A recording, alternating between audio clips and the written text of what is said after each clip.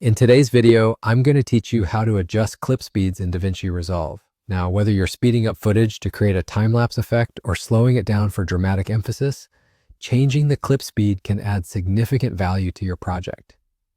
Let's dive in and explore how you can easily make these adjustments to enhance your video editing. First things first, you'll want to open DaVinci Resolve on your computer. DaVinci Resolve is a powerful tool for editing video that offers a variety of features to help you craft the perfect story. Once the program is up and running, locate the clip you'd like to modify on your timeline. This is where all the action happens, as the timeline is essentially the canvas for your video masterpiece. Next, you're going to look for the clip on the timeline and right-click it. That's going to bring up a contextual menu. In this menu, you'll find an option that reads Change Clip Speed. When you select this, a dialog box will appear. This is the key moment where you'll input the desired speed for your clip. When you adjust the clip speed, you're telling the program either to play the images faster or slower.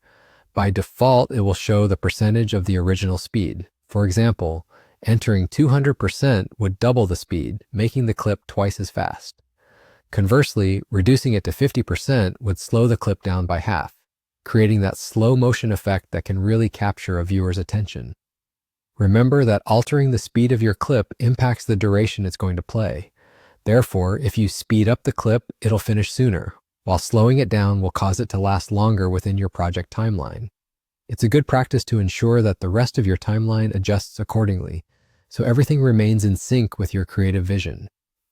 One additional tip is to preview the changes you make by playing back the section of the timeline with the adjusted clip. This will help you see if the speed feels just right or if it needs further tweaking. Once you're satisfied with the changes, you can simply click Apply to set the new speed.